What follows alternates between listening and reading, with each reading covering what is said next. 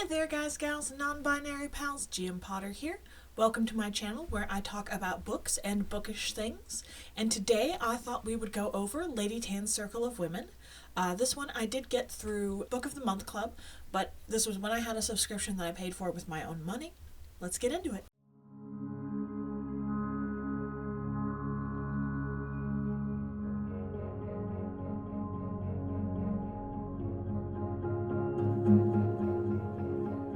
Lisa C. is the writer of Lady Tan's Circle of Women. This one is a Goodreads Choice Award winner, nominated for Reader's Favorite Historical Fiction for 2023, and it is a New York Times bestseller. An immersive historical novel inspired by the true story of a woman physician in 15th century China.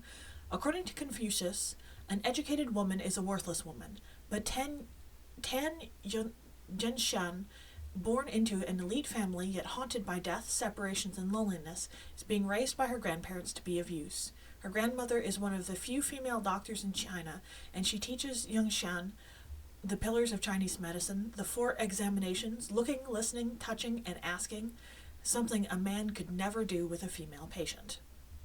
From a young age, young Shan learns about women's illnesses, many of which relate to childbearing, alongside a young midwife in training, Mei Ling.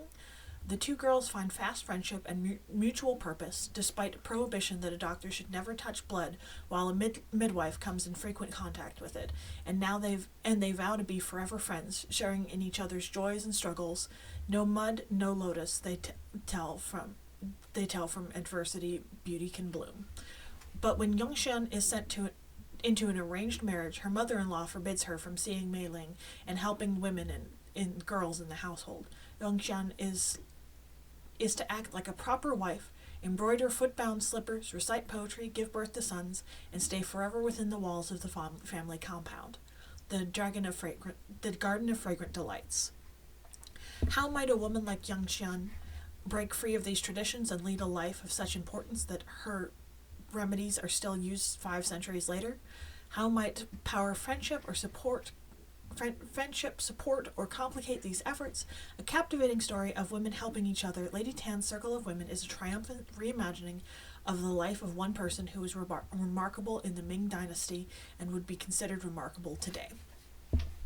Okay, this book is really good. I don't know what I was expecting. I think I picked this one because I wasn't interested in the other choices. And I was like, yeah, sure. I don't know much about Chinese culture or history, especially in the 15th century. I'll get it. I'll get to reading it eventually. I wish I had read this one sooner. It is a solid 4 stars from me. There are places where the prose is a little too literary, that the literariness of it gets in the way of the story, that it's trying to tell the story in a beautiful, remarkable way, that it forgets that it needs plot in a couple places, and that's really my only criticism. This book also won Book of the Month, Book of the Year award nominated for, and Rusa Code's reading list for historical fiction. It's 352 pages, so it's a good length. It's not terribly long or drawn out, except in places that feels a little like it's trying too hard. Like I said, like it's trying so hard to be literary fiction that it forgets to be fiction, and it forgets which fiction at its core should be engaging to the reader. That being said, it is there's a quote from it that a woman who helps other women helps herself, and that quote kind of sums up the book, that she doesn't realize she's helping herself along, and she doesn't realize all the things that she's doing. She's just focused on helping other women, and in that she secures a place for herself in the household. She carves out a space for her where there is none, because of course when she marries, she moves to her husband's household, and his mother-in-law is the head woman of that household, and his mother-in-law is not willing to make her a place. She's like, no, you have to make your own place here. Everyone already has a position, everyone already has a job, everyone already has what they're doing. If you want a place in this household, you have to do it yourself. You have to find it, you have to make it yourself.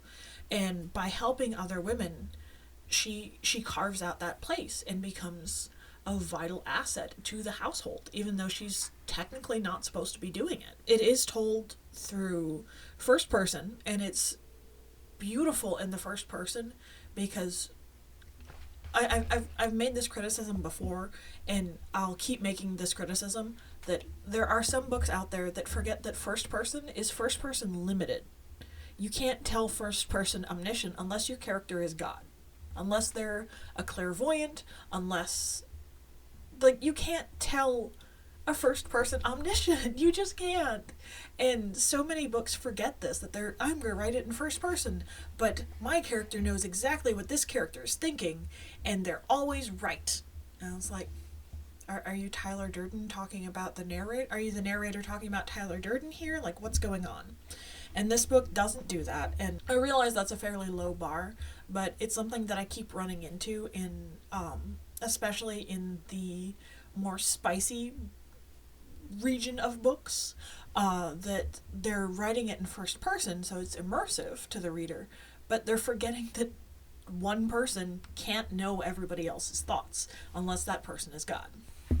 But it tells Lun Xian's story of her life from girlhood, her milk days, through her hairpinning days, through her rice and salt days, and finally her sitting quietly days, which I hate that term. Like, I know that these are actual terms for the four sections of a woman's life. You have the milk days when they're a little kid and they drink milk, and then the hairpinning days when they're beautiful and trying to get a husband and like settling in, and then the rice and salt days when they're raising their children, and then the sitting quietly days, which are the postmenopausal days. And I just hate that it's called sitting quietly. It's like they expect her life to be over, and in a lot of ways in this culture, from what I'm getting from the book, it is. That culturally, her life is over. She has nothing more to contribute to society at large, or at least that's what she's been told. It has themes of tradition and breaking with tradition. It has themes of isolation and versus belonging, as well as education and that there are different kinds of education, that you have the formal education with tutors and going to the Forbidden City and learning and these sorts of things. And then you have education from your mother, if you're a boy, before you get a tutor and get formal education, or if you're a girl, all the things you learn from your mother and your mother-in-law, and it's kind of phrased that until you're sitting quietly days, you never stop learning. Until your mother-in-law dies, until your mother dies, your grandmother, all these women who outrank you, until they're gone, you do not stop learning, because they still have knowledge that they can pass on. And I thought that was a really interesting thing. It was kind of also interesting that because in 15th century China, women were very isolated, especially elite women, from men. Like, they basically sat with other women and their very young sons, until their sons were carted off to go do other things. And so it was basically just women with women. And I don't know if you've heard the expression of a female character is a fridge, a bad female character is a fridge, that you could replace the woman with a fridge and it doesn't change the story. In a lot of cases, a lot of the male characters are refrigerators, that they swan in and swan out and nothing has changed, really. That we do have some that change things, but it's kind of turned on its head in this really interesting way, that the men come in and they make these proclamations, and the men are conniving, and the men are trying to get things over on the women. That it's the inverse of what you see in a lot of Western writing. Like, a lot, I realize that Lisa C. is Chinese American, that she is in fact a Western author, but it's something that I've noticed in other Asian storytelling, is that the men are the more conniving ones, that the women are just kind of victims of circumstance and have to persevere and overcome what the men did to them, in essence. And I thought that was a really interesting thing, that the women lead full lives, mostly isolated from men, and the men are largely auxiliary to the story, that they're important to the story in places, but aside from their scheming and conniving and their half of making the son, or making the not son, the daughter, they're kind of not important. They're kind of just like, oh, okay, grandfather's here, neat. Like, her dad is out of her life for most of the book, and it just never occurs to her to be upset about this. That she's got her circle of women, and she's got other women to tend to and to learn from and to talk to, and the fact that she doesn't see her husband, yeah, it makes her sad because she really likes him. She admits that she's fortunate in the fact that she actually likes her husband, but it doesn't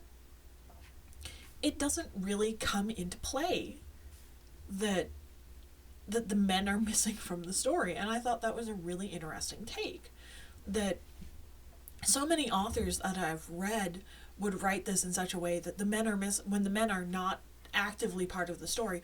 Oh, well, I wonder what my husband's doing. I wonder what my father-in-law's doing. I wonder what the men are doing, because men are so much more interesting than us ladies. Like that kind of sickening, disgusting bit. And you don't get that in this book. And I love that. I love that that is not part of the plot. That being said, I wish it had focused more on telling a good story than on telling a historical story. Because the parts where it gets really literary are not the parts where it's really focused on history. So I did have to knock it down a star for that. Have you read Lady Tan's Circle of Women? I realize I'm coming to this almost 2 years late, because this one came out in June of 2023. But I would love to know what you thought of this book, if you've read it, if you're planning on reading it, if you're looking forward to it, or even if you have absolutely no interest in it at all. What books that received a lot of accolades have you read that you're like, oh yeah, this is pretty good, or oh no, this was terrible? I'd love to hear what you think. I'd love to hear what you're reading. Don't forget to like, share, and subscribe, and I'll see you in the next one. Bye.